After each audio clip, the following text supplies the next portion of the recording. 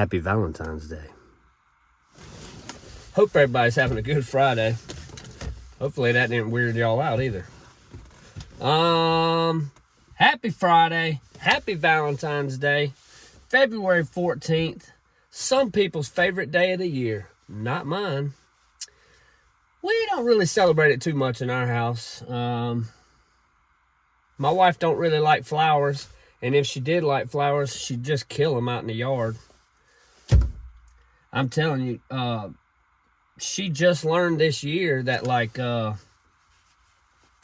azalea bushes, they don't die every year and you replant them. Ferns, she thinks those are just one-time deal, you know, they die off every year. She kills them.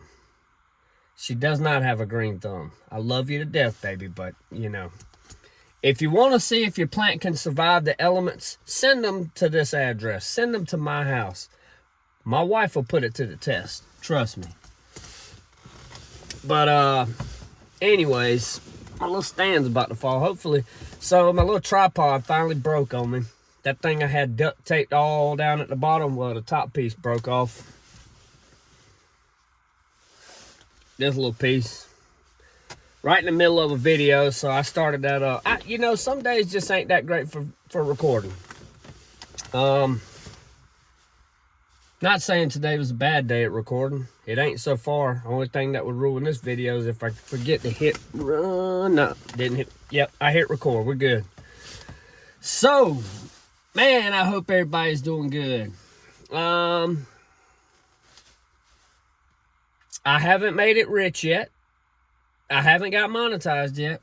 In case anybody was wondering. Not that I was expecting to be monetized by now.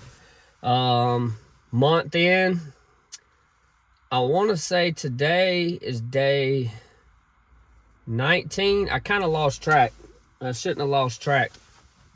But I think today's 19. Day 19 of posting at least one video every day. One to upload. One vlog, if you will. Just talking about me. Talking about what I got going on. Talking about YouTube. Documenting my journey. My success, my failure, whatever you want to call it, it's going to be on here. Before I get into today's topic, which is going to be about the job that I went and interviewed for at Rev Group for painting Horton ambulance vehicles, just ambulance. I mean, doing the painting on the sides of them, the decals and everything. So, I'll get into that in a minute, but I wanted to give y'all a little YouTube update for you before, so y'all can see where I'm at. So now, actually, I can update it because somebody just subscribed. Thank you to whoever, what's that guy's name? Dog. The guy, my most recent subscriber, thank you for subscribing. Hopefully, you have success in your YouTube journey if you're trying to start out on YouTube. I'll get if you comment in the video. Sorry, I just lost my train of thought. I was thinking about something I forgot to do. If you're just now getting into YouTube, oh look, there's my neighbor Karen. Hey Karen. She can't hear me. She's got her Valentine's Day socks on. It's cool socks. So as of right now, 12,534 views, 75.3 watch hours, and now 22 subscribers. Last 48 hours, I've had 1,652 views, and it's going, trending upwards still. Hopefully the algorithm just keeps on doing its work, keeps on, working for me and, getting my impressions out there so people can start seeing my thumbnails and start clicking on it and start, wondering why they keep seeing my face. And that's because I ain't going nowhere. I'm still here. So I want everybody to see my face by the time I'm done, whether they like it or not. No. Honestly, this is you know, it's been a really fun adventure so far, if you will. I've been enjoying making videos. I don't know why. I mean, I'm sure nobody's really getting too much out of my videos except for, you know, trying to figure out what I'm saying. Sometimes I'm probably pretty hard to understand, but, you know, I'm really doing this just so that other people can see what can happen on YouTube. And I'm doing everything the way that I think I should be doing it, the way that, you know, other creators are doing it. So, you know, keeping up with my analytics, looking at my impressions and my click-through rate and all that stuff that goes in when you upload videos, like keywords and just your thumbnails got to look good. Everything as far, I mean, time of day that you're sending your videos, that you're uploading your videos. I haven't figured that one out yet, honestly. I've been trying to, I post them at all times of the day.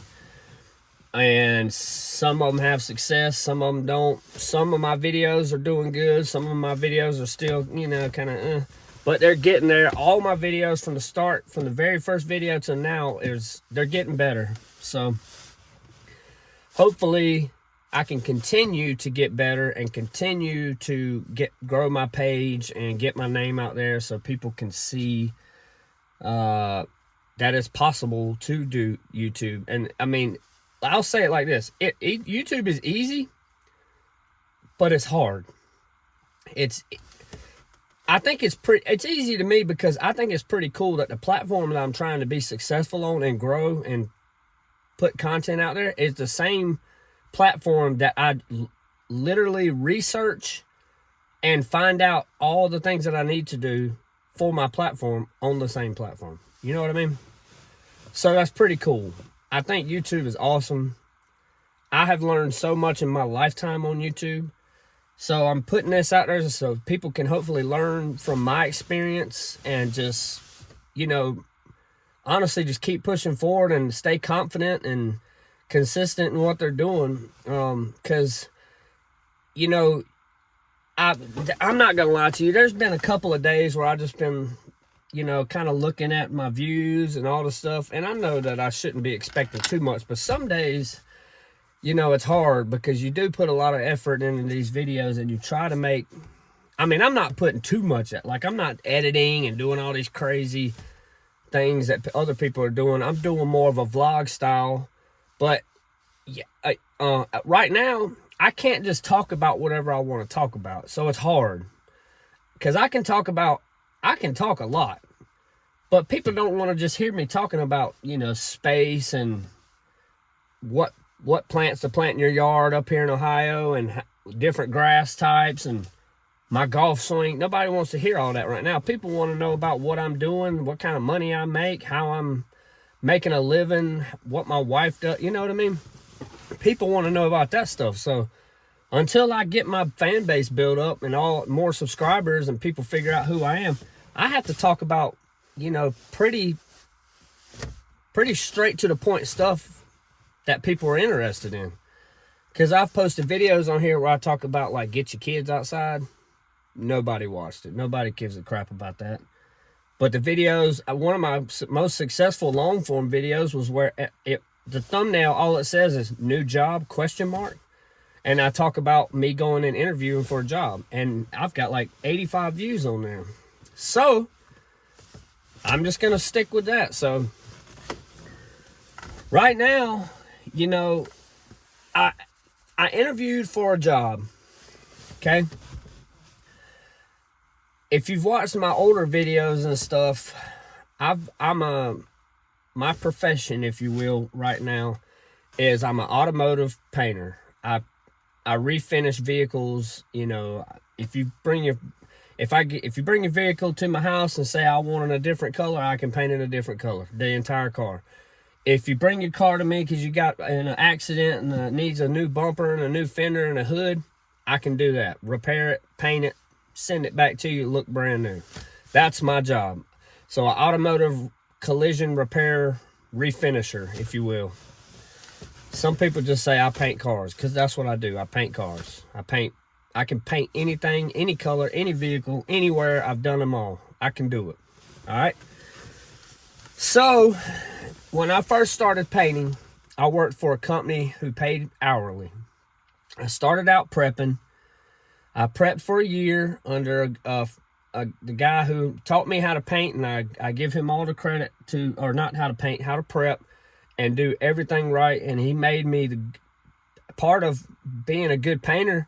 Mostly, if you want to be a good painter, you have to be a great prepper. A prepper is the person that cleans this thing, sands all the parts, tapes it off, sends it to the painter, so the painter, all they got to do is spray.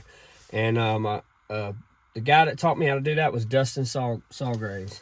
So I owe all my thanks to him for that. The person who taught me how to paint, and all the, little, just basically the basic knowledge and how to paint and everything, I owe that to Seth Nagel. Shout out to both of those guys, Seth and Dustin.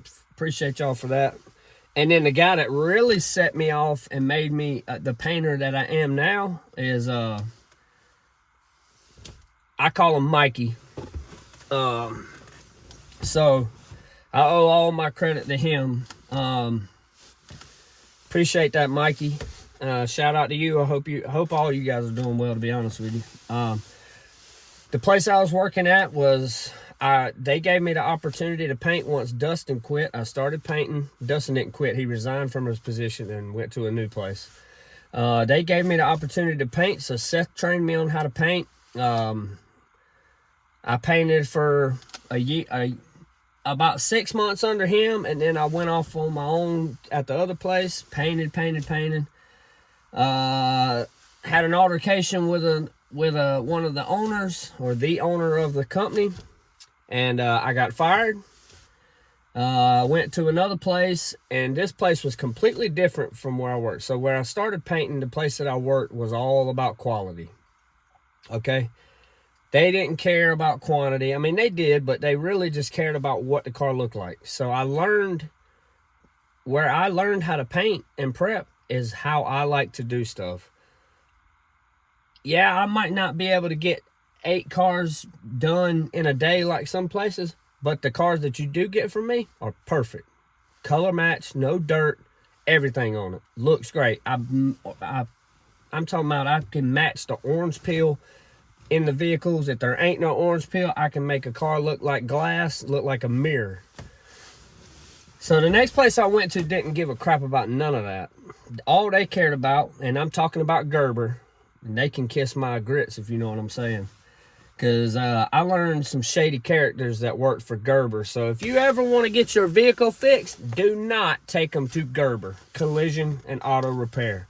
They will screw you over, and you will get your car. You'll get your car back quick. I can't guarantee you it's going to look good. But the people that I'm talking about, they know who they are. So if you ever see this vehicle, not this vehicle, this video, y'all can kiss my behind, you know what I'm saying? So, I learned a lot about people up here, I learned a lot about people in this career field in the past couple years. They don't give they don't give a crap about nothing that you have going on, they don't give a crap about you. All they care about is getting vehicles out. And the things that they do to get these vehicles out, I'm not with it. I can't be with it. Like, it wasn't too long ago that I didn't know anything about this career, this profession, okay? So whenever you're telling me to half-ass cars and tape handles off and tape emblems, or spray or clear over emblems and stuff, clear over stickers in the jams, and leaving windows in and taping everything off, like, I ain't doing that. That is just half-ass work, and I'm just not like that. So I got fed up with it. The company that I was working for, I appreciate the opportunity to work for them, but the last place that I worked for really put a bad taste in my mouth about this career, about this profession, and the people that work for it. And I've done a lot for people who I known since I've been up here, and I don't talk to none of them no more. They kind of just, we went our separate ways, and honestly, I could give two shits about what they got going on and anything. And and if they see this video one day, I hope they do. They know who they are. You know who you are. So it is what it is. I ain't afraid to say it either, and they know that. That's a part of the reason why I don't talk to none of them no more, is because I ain't afraid to say something to them. So it is what it is. When I see them again, we'll speak about it. Trust me. I get pretty hot when I think about it. But anyways, so honestly, I had the opportunity. My wife gave me the opportunity to. She just said, if you don't want to go back, don't go back. So I didn't go back. I quit. I had no intentions of going back and being a painter anymore. It changed me as a person. I was mad all the time, and I was even more mad at the fact that I was spending so much time away from my family, and now I got nothing to show for it. I got the skills now. That's still there. So, but, you know, my wife, I love her to death. She allowed me to do this. So I said, all right, let's do it. So I started, you know, just doing stuff, you know, to get myself back right and just be happy again. I've been spending so much time with my family, and it's been amazing. And I don't have to get a job. She told me she did not want me to get a job. She wanted me to keep, she loved me being around again. Because if you're going to be a painter or a body tech in this career, in this profession, you work a lot. I mean, it's a lot. It's a lot of work. It's a lot of stress. And it was making me a pretty angry, grumpy old man. And I didn't want to be an angry, grumpy old man at 35. So I quit. I kept my, you know, my resume out on Indeed. I kept that out there, and I kept getting calls and, you know, offers from other companies. All these companies are all collision repair centers that are just caring about numbers. They don't give a crap about what it looks like or what they do to get it out the door. And I turned down like eight companies that called me wanting me to work for them. I just had one call today, but I already accepted the job where I'm about to start next Monday. Not this coming Monday, but next Monday. So that's what I'm going to talk about now. I got a call. So this company, they called me they've offered me a position twice now. So 2 times. When I first left the company that I worked for in the beginning, they called me and offered me a position, but I wanted more money because I was making, at that time, I was making $36 an hour. So I got a call from this other company, Gerber, that I worked for, and they were offering me $28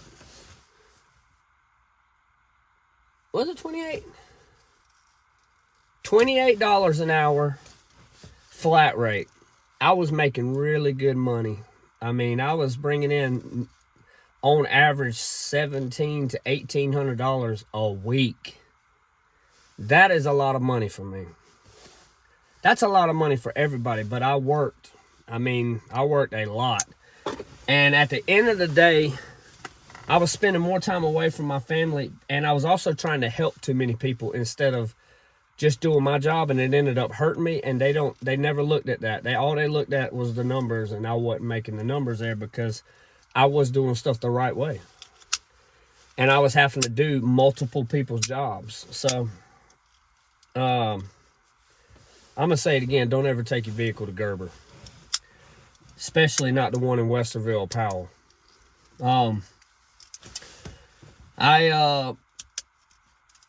So I got the call. I got an email from this company on Indeed saying that my profile, my resume looked great. So I knew that they weren't going to pay what I've been used to getting paid, but I knew that I knew a little bit about the company. I didn't know too much about it, so I went into this interview pretty blind. I knew that they did emergency vehicles. I didn't know anything about schedule, where it was at or anything. So I went to my interview in Grove City, and I did great in the interview. They called me back the same day I did the interview with an offer, and I accepted the offer. $24 an hour, hourly, 410s. I start on the 24th, but the thing that I liked about it the most is they're not about quantity. So they're painting, I'll be painting, prepping, and doing small body work repairs like small dents and stuff on all Horton ambulance emergency vehicles. No fire trucks, nothing like that, just strictly ambulances. And I never really paid attention to an ambulance, but if you see an ambulance when it's cleaned up and it's ready to go, that thing is sharp. I mean, no imperfections. So, and the thing that sold me, as I wasn't quite sold in the interview when I was talking to the guy that's over everybody there, but he loved me. He was, because when you hear me, when I get into an interview and I get to talking about everything and they're asking me questions and I'm rattling them off, boom, boom, boom, they're just like, what is going on? Something's up with you? And I told them straight up, like, I was like, a lot of places that I've worked, they just didn't really, they couldn't handle the fact that I'm good at my job, and I ain't afraid to tell somebody when they're not good at their job. I'm not afraid to tell somebody when they're screwing up, because if you are doing something that's causing me to slow down or making me do more work, I'm going to let you know. I'm transparent, because when I grew up, if I was messing up, I was told I was messing up, and I fixed it. Why would you want to be doing something the wrong way or not as good as you possibly can be?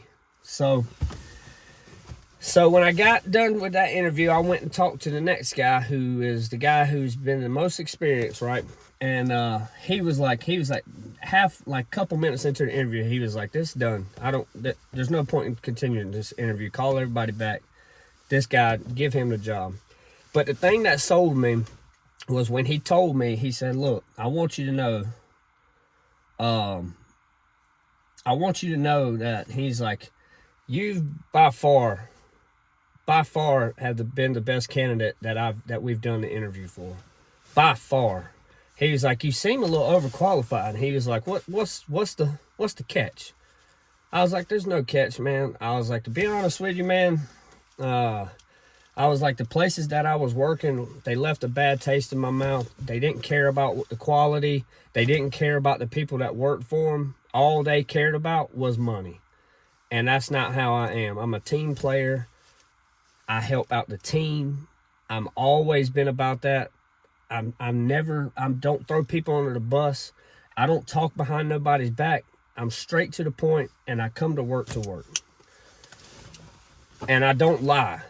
I ain't no thief. I ain't nothing like that. So I said the catch for me is some people, as the places that I've worked for, didn't like me but didn't like me because I get fed up with the bullshit. I don't take no bullshit, and if I see some bullshit or I even sense some bullshit, if I got a problem with you, you're going to be the first person to know I got a problem with you, and you ain't going to hear it from somebody else. You're going to hear it from me. And he was like, "Oh," he's like, "Well, that sounds just about like everybody here." I think that's why everybody's working there, is because everybody's got tired of working at a regular collision repair shop. You know what I mean? There's some sketchy people in there. They don't give a crap about you. So he told me straight up, he's like, I want you to work for us. He's like, sounds to me like you'd be the best thing that's ever happened to this place. And he's like, "Do you have a problem buffing?" I said, "No." I said, "I'd rather not buff. I take pride in keeping my paint jobs clean, but I have no problem buffing." I said, "I don't have no problem prepping. I don't have no problem doing body work. I don't have no problem putting air in the tire or changing the tire. I don't have no problem doing brakes or changing the oil. Just keep me busy and stay, just if something I'm doing is wrong, just let me know." And he said, "Well, look, I'm just going to tell you like this." He's like, we're doing 40 vehicles, 40 ambulances a year. I kind of looked down and I'm like, really? That's not a lot. But these ambulances are coming out and they're looking like they just brand new. And I said, well, that sounds a little bit more like my kind of style. And he's like, yeah, dude. He's like, everybody here is laid back. It's so laid back. There's no rush, nothing like that. And I can contest to it when I say there was one person there that I seen that was working out of 50 or 60 people, and he was the prepper. So, you know, I really felt, most places I went for, I was looking and trying to find something. When I went there, I didn't see nothing that I didn't like. And I already felt like comfortable at a place, and I didn't know nobody there.